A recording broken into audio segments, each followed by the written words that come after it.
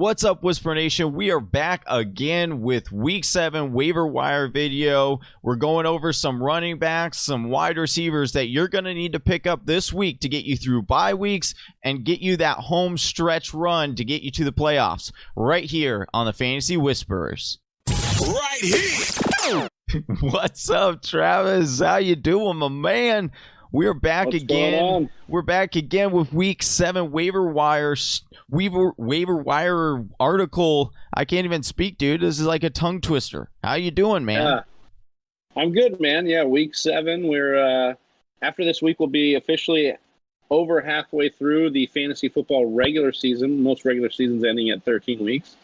And with COVID, with injuries, we're still rocking and rolling. We still got to put a roster together, and so the ever-looming fear of injuries, the ever-looming fear of losing a player is still there. But if you follow us, if you get over to the fantasywhispers.com, I've got my full article up there, and we're just trying to help. We're trying to get you through these patches of times. 4 teams on bye this week, Johnny, including Baltimore, Indianapolis, Miami, and Minnesota. So some key players you're going to need to replace in those lineups. Most definitely, but if they want to get, we're just going to talk about a handful of players in this video. But if you want the entire full article, you can find it on our website, thefantasywhispers.com. We'll leave a link in the description below. Click on that. You can get this week's waiver wire as well as look at past weeks waiver wire. This is just such a tongue twister. I can't even keep saying it. But you can look at past weeks because it's good to go and look at those and pick up guys. For example, Big Travie, I went back a couple weeks ago. I saw Christian Kirk was on a waiver wire article, picked him up, put him in my lineup last night, and I had a Monday miracle. So you can always go back to those later articles, read through those guys because it's still good content. And you can do so at www.thefantasywhispers.com. And you can also find Travis on Twitter at BigTravyTFW. So tweet at him, follow him. He'll give you a bunch more fantasy advice. Right? Am I missing anything, Travis? No, that's it. Let's get started, man. Let's jump into this. All right, we're going to start here with the running backs because those are the ones usually what people need the most. We're going to start with the running back, Justin Jackson of the LA Chargers, coming off of a bye. So many of people might not have remembered his, week. What is it now? It's going to be week 5 performance, where he actually outplayed who we all thought was going to be the presumed new starter, right, and the rookie. But it turned out to be Justin Jackson being a pretty big part of that game plan, Travis. Only rostered, though, in 47% of Yahoo leagues. Tell Whisper Nation why exactly they need to go and get Justin Jackson now. Yeah, this is just what's going to happen sometimes when you have bye weeks. You have a player perform right before their bye week, and then they go on bye, and people kind of forget, or they just don't have the roster space to put him on there as much as other players, and I think that's what's happened here. He's right under the threshold at 47% owned. But the bottom line was Joshua Kelly coming into that Week 5 contest had back-to-back fumbles in back-to-back weeks. So, Justin Jackson, the seasoned vet, came out there and kind of got the work, and he saw 20 touches, Johnny, including, what he saw through the air, which was 6 targets, 5 receptions, only 23 yards. But that is an encouraging sign because when you look at Josh Kelly, Johnny, the most targets he's ever had in a game is 3. And that is just not something Jackson, who can not only get 15 carries, but then 5 receptions. That's bell cow usage, Johnny, and this could be a huge addition for you going down the stretch. You then look at the matchups he's got down the stretch: Jacksonville, Las Vegas, Miami, and the Jets in 4 of his next 5 games. Those are some soft run defenses that you want to target, and Jackson will be highly efficient, most likely, in those games, especially with Justin Herbert emerging. So Justin Jackson's my priority ad for running backs and my priority ad for most waiver wires out there. All right, coming in at your second ranked waiver wire priority here, we had Miles Sanders, who had a really big rushing day. Didn't see the end zone, broke a very long run, Travis, and then at the end tackled and was injured on that play. He is having an MRI, or set to have an MRI. So Boston Scott becomes the big name running back that a lot of people should go out and get, because he's only rostered in 14% of Yahoo leagues. Travis, where would you rank him if Miles Sanders is due to miss significant time? Where would you put him? Is he more of an RB2 now? Is he an RB3 flex option for you? What are we looking at here? We'll have to see, because Boston Scott's usage last year was really predicated on the fact that Philly didn't really have anybody else. When they put Boston Scott in, he was the last resort.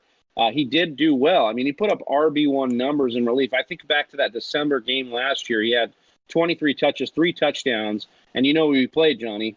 He played the Giants, who they're playing on Thursday night. So I do like him as a 1-week rental. You had Chris Mortensen from ESPN saying 1 to 2 weeks for Miles Sanders.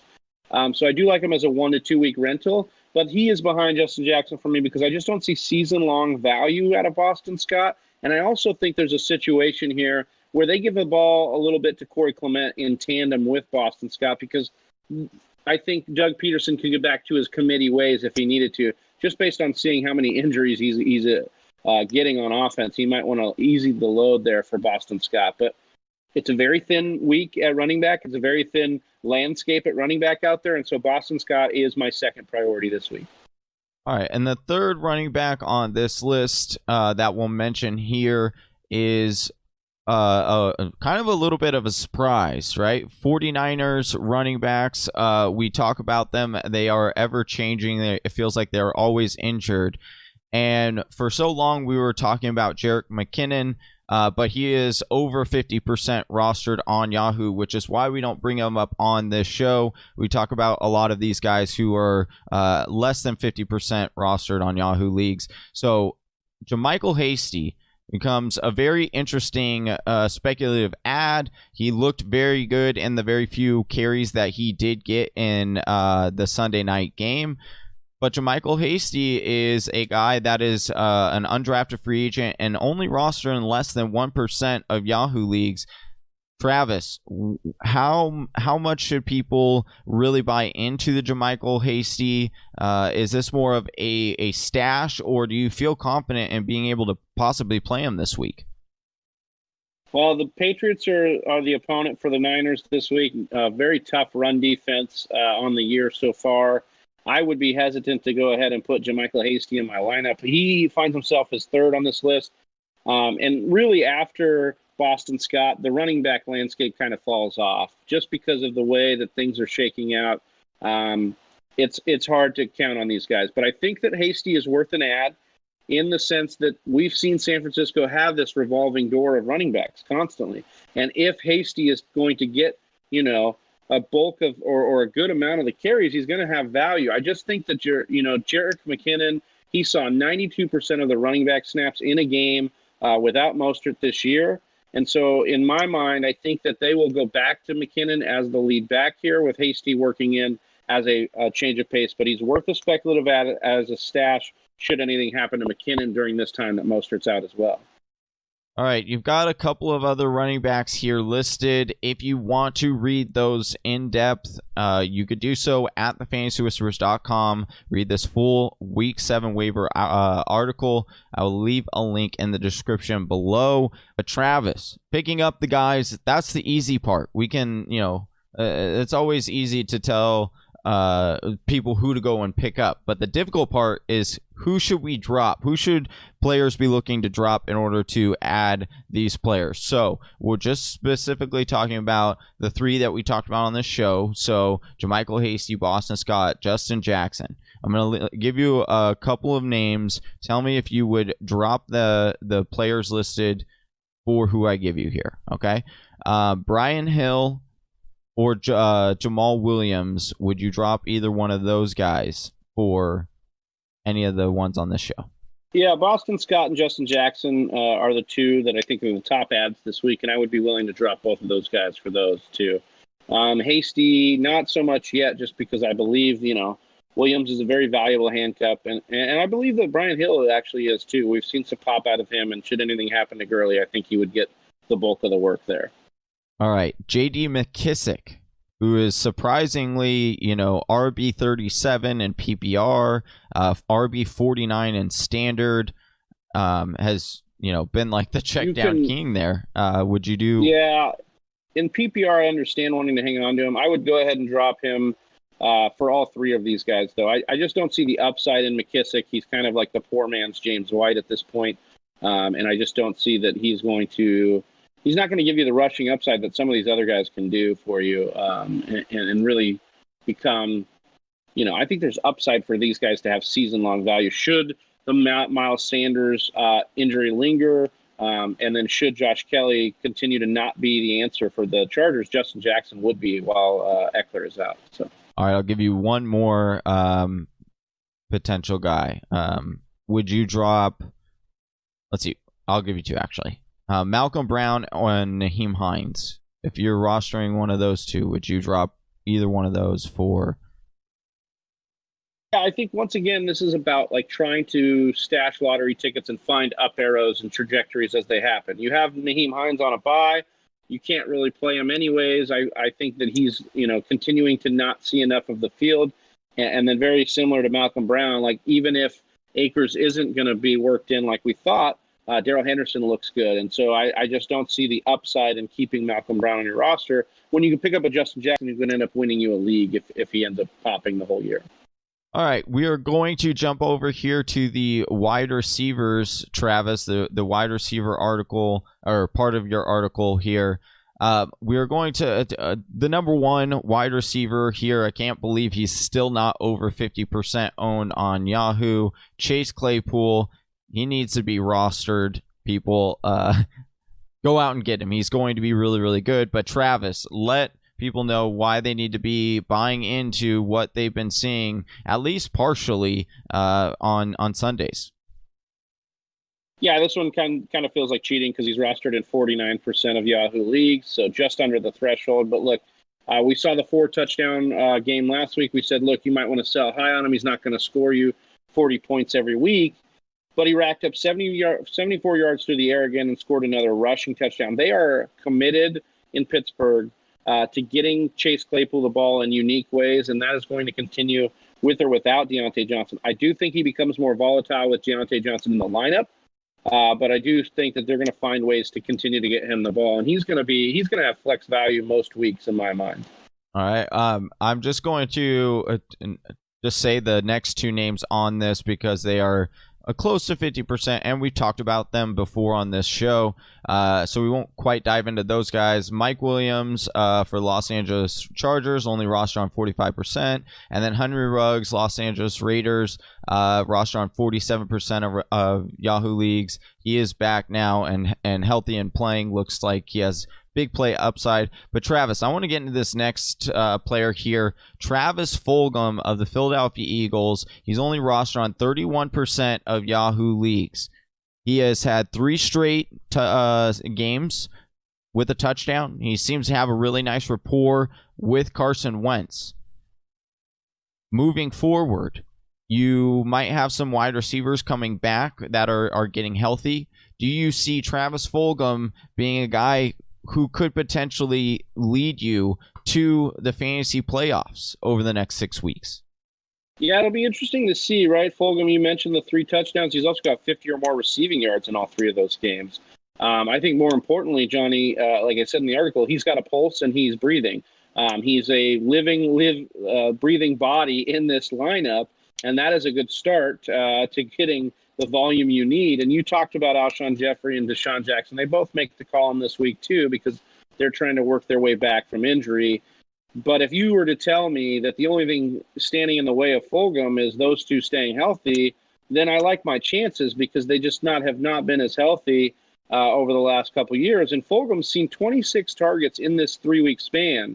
And he's got to be a target on your waiver wire this week just because the volume is there, the rapport is there. There's nothing else standing in the way. He had nice metrics when we look at, or advanced metrics when you look at him as an actual prospect.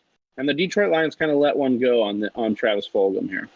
Yeah, definitely. They chose to keep Amendola instead.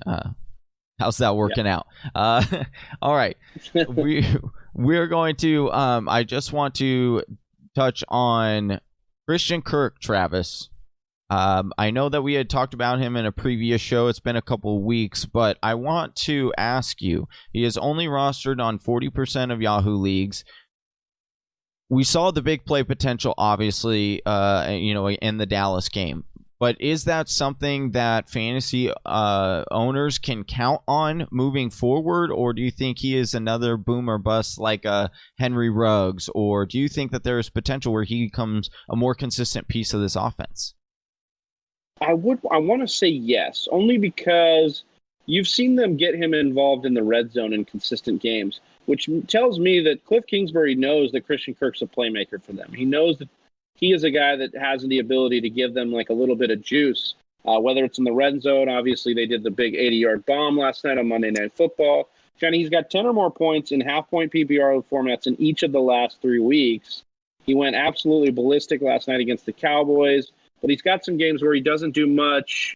He's got few. I think he only had 3 targets last night. So the volume isn't there. And on paper, you'd say that's not sustainable. But we knew that this was in Christian Kirk's range of outcomes because he is a big play guy. So I would just say this, like, he's going to be one of those boom or bust flex plays for you probably going forward, but one that could definitely help you win your week. So depending on bye weeks and depending on injuries, Christian Kirk is worth an ad for me, and he finds himself above some of the floor plays that are at the wide receiver position in the article for this week. All right, let me ask you some wide receivers that you would drop in order to pick up some of these wide receivers in this column. Once again, if you want to read this full wide receiver column in depth, you could do so at www.thefantasywhisperers.com. Get this full article, or a link will be left in the description below. Travis, I'm going to give you some hard ones here, okay, for these wide receivers, because wide receivers, as we see, can, go off on any given week. So these guys haven't necessarily been panning out right now. So, are you ready for it? Let's do it. Juju Smith-Schuster. Would you drop Juju Smith-Schuster for any of these guys? I told you this wasn't going to be difficult. Juju Smith-Schuster is the wide receiver 42 right now in standard, wide receiver 37 in PPR. He has vastly disappointed the last 2 weeks. Hasn't even gotten over 50 receiving yards or 5 fantasy points in the last 2 weeks. Yeah, so I would drop Juju Smith-Schuster for Chase Claypool, Mike Williams, and I think Henry Ruggs. And I think I would do that because all 3 of these guys have the opportunity to be the number 1 in their offense going forward this season. Not saying they will, but they have the opportunity. And Juju, to me, no longer has that opportunity. Okay. And I know it's sad, and I know it sucks. Juju's a great player, and he's a great personality.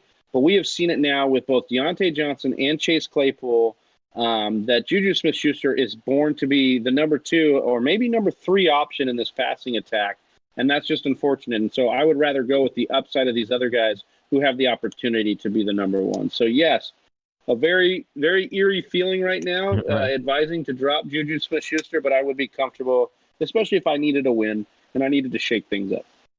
All right, Jarvis Landry. Would you drop Jarvis Landry for any of these guys? Yeah, I think Jarvis Landry, same situation. And I would actually even extend that to Travis Fulgham, being able to drop Jarvis Landry for that because of similar situation. Like the Browns attack is going to, most weeks, I would say 90% of weeks, going to be a run-based, run-heavy attack that does not need to rely so much on the passing attack. And I think Jarvis Landry is kind of the odd man out with, OBJ getting his market share and even Austin Hooper improving his usage over the last few weeks. And the last one I'm going to give you here, this one's real difficult. But Michael Gallup, would you drop Michael Gallup for any of these guys? I would hold Michael Gallup. I think Claypool and Mike Williams could be taken. I think you could drop Gallup for those 2. Okay. I would hold Michael Gallup above a Henry Ruggs, above a Fulgham, because we saw a red zone target out of for Gallup. We saw Gallup actually get some of the usage early in the game. Hit him in a bad spot in the hands, dude. Yeah, in the hands, yeah. So I think better days are ahead for both Andy Dalton and Gallup. I don't want to overreact to a Monday night game, as we see sometimes happen in this industry.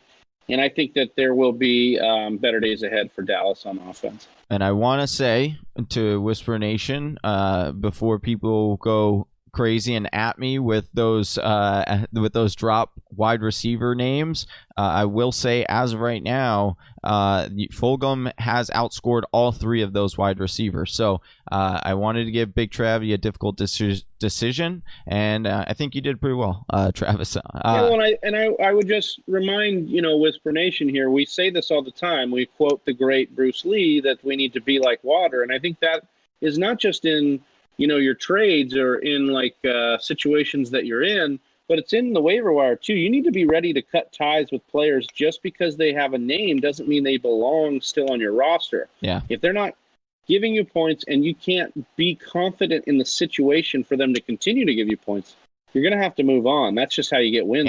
Yeah, exactly. And if your record isn't, if you can't wait to, hold out on dart throws any longer, you need to let those go and get wins now. So, all right, Travis, we're going to end the show. I'm just going to kick it to you for these last two. Give me a tight end and a quarterback that you are willing to stream this week. We've got, Gesicki and Mark Andrews on a bye. Those are two major tight ends. And, is that the this one's not even a stream for me. This one is probably my favorite waiver ad of the week right now, and that's Dallas Goedert of the Philadelphia Eagles. He's rostered in 41% of Yahoo leagues. If you have an IR spot, maybe you've kept him.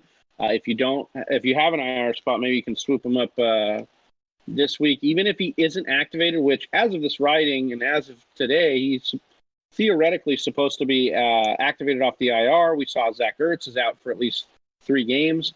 Goedert in the first 2 weeks, Johnny, was fed 17 targets in those first 2 games.